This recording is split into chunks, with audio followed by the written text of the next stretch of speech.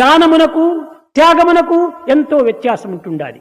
There is wide gulf of difference between charity and sacrifice. కానీ ఈనాటి ప్రజలు దానమును త్యాగమును రెండింటినీ సమంగా భావిస్తున్నారు. But modern people consider charity and ఇది sacrifice చాలా synonymous. పొరపాటు. It's a mistake. ఏదో తనకున్నటువంటి దానిలో పరునికి ఏదో కొంత దానం చేయవచ్చును. Of what you have, you can offer something in charity to others.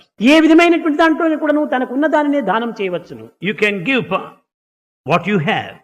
తాను కొంతవరకు పెట్టుకొని స్వార్థంగా పరులకు కూడా కొంత అందించవచ్చు. You can keep something to yourself. ఇందులో స్వార్థము స్వప్రయోజనము కొంత ఉంటుండాలి. There is selfishness here in this aspect. కానీ త్యాగం అనేటువంటిది అది కాదు.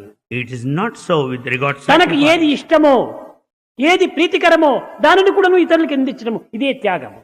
Sacrifice means offering that you like most, which is so endearing అన్నింటికంటే to you. మానవుడు దేన్ని ఎక్కువ అభిలషిస్తాడు? What is that you like more? తన ప్రాణమునే అభిలషిస్తాడు. Everyone loves తన ప్రాణం one's కంటే life. ఎక్కువ అధికమైనటువంటిది మరొకటి లేదు. Nothing more than one's life. కానీ త్యాగం అంటే ఏమి? ప్రాణాన్నైనా కూడా నువ్వు ఇచ్చటమే త్యాగము. Sacrifice means preparedness to offer even life. తనకు ఇష్టమైనటువంటి దానిని కూడా నువ్వు ఇతరులకు అందించడమే త్యాగము.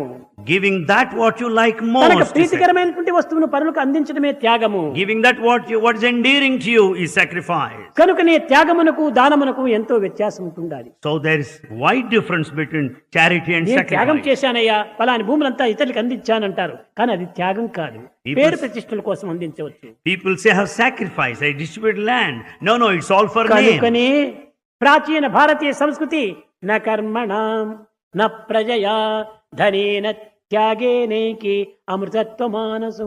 త్యాగం అనేటువంటిది అమృతమయమైనటువంటిది. Therefore, sacrifice confers immortality. ఎట్టి మార్పులు లేనటువంటిది. It is changeless. దానికంటే మించినటువంటిది మరొకటి లేదు. There's nothing more than that. కనుకనే శృణ్వంతు విశ్వే అమృతస్య పుత్రః. నీవు అమృతపుత్రుడయ్యా. You're the son of immortality. ఈ దేహం అనేటువంటిది అమృతమైనటువంటిది. Body ఇది is క్షీణించేటువంటిది.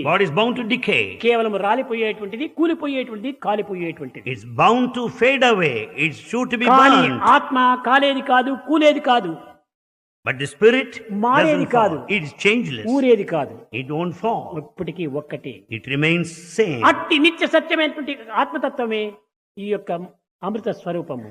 Therefore, this immortal aspect is the one of the spirit. కనుకనే త్యాగం అనేటువంటిది అమృతమయమైనటువంటిది. So sacrifice is immortal.